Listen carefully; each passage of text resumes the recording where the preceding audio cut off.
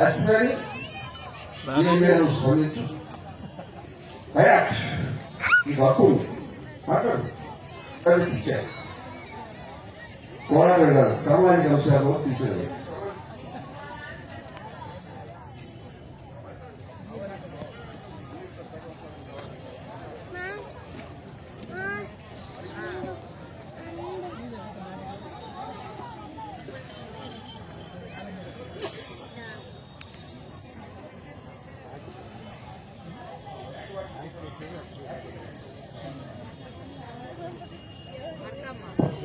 నేను చెప్పిన దాంట్లో మీరు కనుక యాక్సెప్ట్ చేసి మీరు ఏదో స్పందించేటైతే ఎవరన్నా ఇప్పుడే వస్తుంది. నేను గ్యారెంటీ మీరు వేయకపోయినప్పుడు నేను చూపిస్తాను. నేను గ్యారెంటీ స్పందిస్తారా?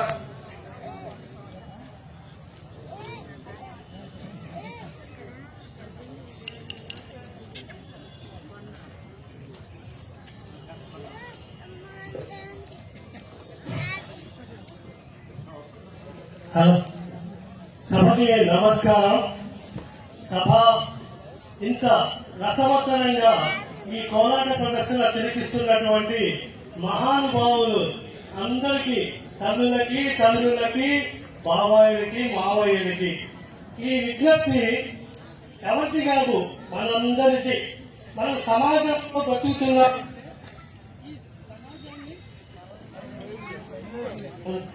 సమాజాన్ని బాగు చేయాలి.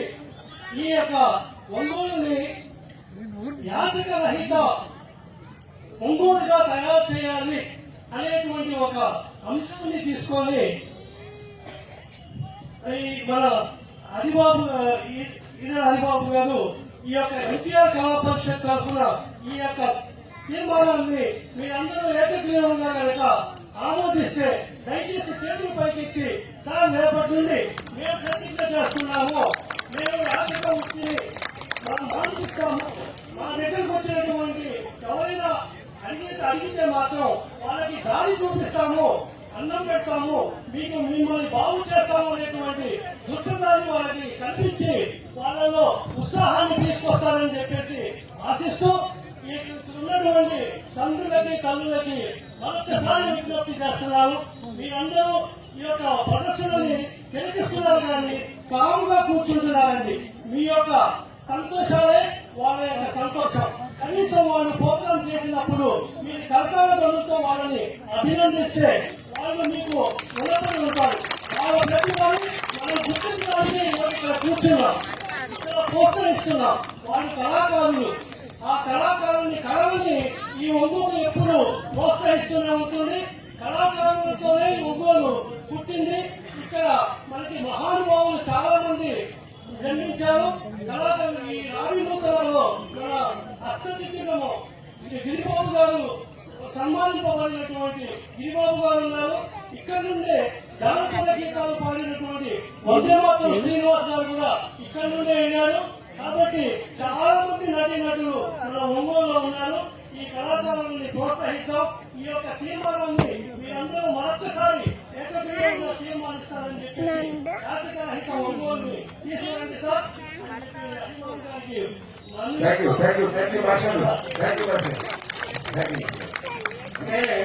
కొన్ని సత్యాలు చెప్పాలి. పసిపిల్లల్ని అద్దెకిస్తున్నారు చదువుకున్న వాళ్ళకి కన్నా పసిపిల్లల్ని రోజుకి 50 రూపాయలు 100 రూపాయలకి అద్దెకిస్తున్నారు. బాగా 12-13 ఏళ్ళు ఆడుతుంది.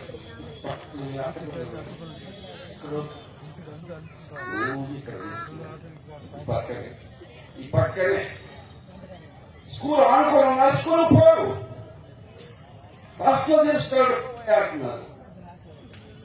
ఏ గాడికి అన్నం పెట్టి వచ్చి పెట్టుకోడు. లాక్కోట్లో వేసిందండి. ఒకలాగం లెక్కలాగం లాక్కోడు కలిగి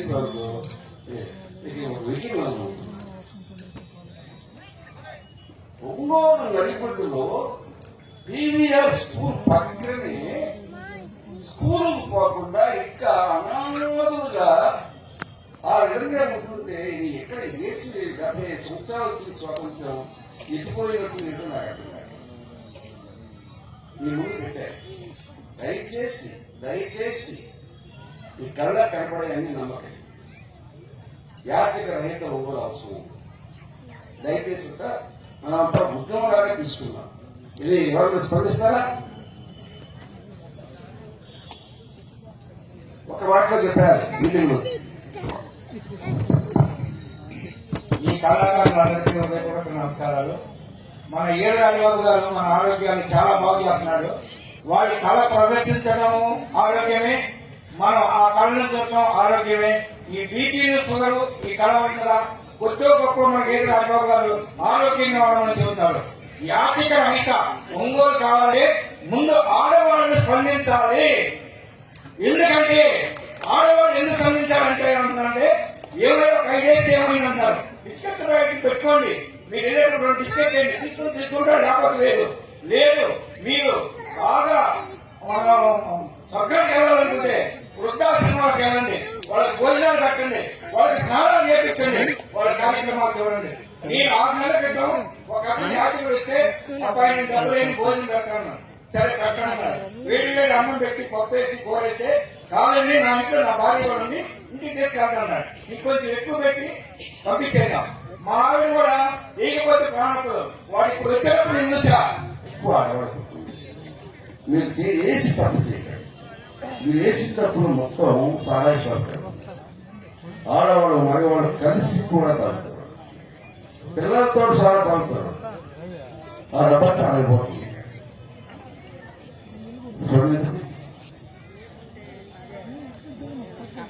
ఎన్టీఆర్ కళా పరిషత్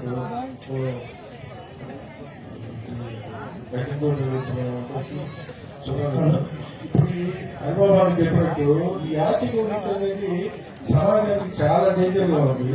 మొన్న ఈ మధ్య పేపర్లో చదివాను, ఒక ముసలివాడు 75 సంవత్సరాలు డెడ్ బాడీ ఉన్నారు కదా ఒక మెట్ల మీద. తీరా చూస్తే అతని దగ్గర కింద 14,70,000 రూపాయలు ఒక మెట్ల మీద కూర్చొని గుడి ముందు మెట్ల మీద చనిపోయిన ముసలైన 14,70,000 రూపాయలు అతని కింద చాపకి. ఇది ఒకటే కాదు, ఇప్పుడు మన హాస్పిటల్లో డెలివరీ అయిన తర్వాత ఈ పసిపిల్లలు తీసుకెళ్తున్నారు వచ్చి, ఆ పసిపిల్లలు తీసుకెళ్లి ఇట్లా అమ్మేసుకుంటున్నారు. అమ్మటము అందరూ చెప్పినట్టు 100 రూపాయలు 50 రూపాయలు ఇస్తారు.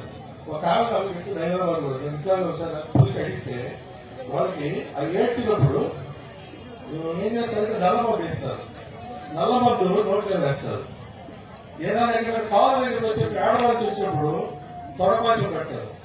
ఆ పాప ఎంత అందంగా ఉందంటే అమ్మాయి ఏ కోటేశ్వరంలో ఇంట్లో పెట్టిందో అసలు చందమామలా ఉంటుంది. ఆ పాప తొడపాసం పెట్టారు ఏడుస్తుంటే. మనం ఏం చేస్తాం, అదే 10 పాప ఏడుస్తుంది 5-10 ఇస్తాం. సమాజానికి అందరికీ వాళ్ళు సబ్జెక్ట్ సమాజం కాదు. తర్వాత ఇంకోటి ఏం జరగకూడదు, అడుక్కోవడానికి వస్తున్నట్టు మన ఇళ్ళకి వస్తున్నారు. వచ్చి ఎక్కడ సిగ్నల్ ఆడవాళ్ళు ఉంటారు, ఎక్కడ కాలం వేసి అర్థం చేస్తున్నారు. వచ్చి నైట్ మా కాలం వచ్చి ఉంటే ఏదో వచ్చి తలుపు తీయించి చప్పేసి ఫోటో తీసుకుంటారు. అందరూ చెప్పి అట్లా ఒక్కడ కూడా అమ్మలో యాచి కూడా అనేవాడు కనపడకుండా చేస్తే ఈ కవును చాలా బ్రహ్మాండంగా ఉంటుంది, క్షేమంగా ఉంటుంది కూడా. చాలా థ్యాంక్స్ అందరికి సబ్జెక్ట్ తీసుకుంటుంది. ఇంకా చెప్పాలంటే దేవుడు పేరుతో యాక్షన్ చేస్తున్నారు. 11 సంవత్సరాల పిల్లవాడు అయ్యప్ప నల్ల డ్రెస్ వేసుకుని కాషాయ చేసుకుని ఎత్తిన వెంకటేశ్వర బొమ్మ ఏదో పెట్టుకుని యాచిస్తున్నారు. ఒక పద్ధతి కాదు, రకరకాల పద్ధతులు యాచకులు వృత్తిని ఇది కాదు ఇది అవును అనేది లేకుండా ఎన్ని మార్గాలు ఉన్నాయో అన్ని మార్గాలను ఆనందిస్తున్నారు. జనాన్ని మోసం చేస్తూనే ఉన్నారు. యాచకులు బాగా అలవాటే. కాబట్టి ఈ సందర్భంగా ముగుస్తుంది. మనమంతా కూడా మీరంతా కూడా వచ్చిన వాళ్ళంతా కూడా యాచక రహిత ఒంగోలను మీరు సమర్థిస్తున్నారని మేము నమ్ముతూ ఇది ఒక ఉద్యమం లాగా తీసుకెళ్ళడానికి మీ అందరూ కూడా ప్రామిస్ చేస్తూ ముగుస్తున్నాను. Thank you very much. ఇదంతా ఒక గంటలు లేకపోతే చేయలే. నెక్స్ట్ నాయగారు మీకు అలాగే టైం ఇస్తున్నాను. చివరి తేల్చండి, ఎవరు పడిపోతారు ఎవరు నిలబడతారు తేల్చండి.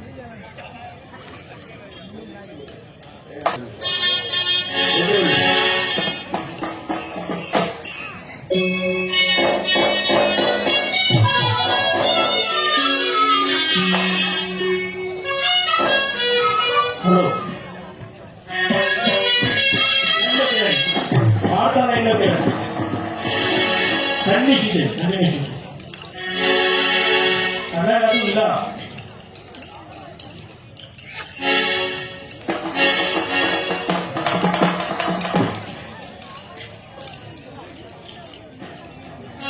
తిరగండి.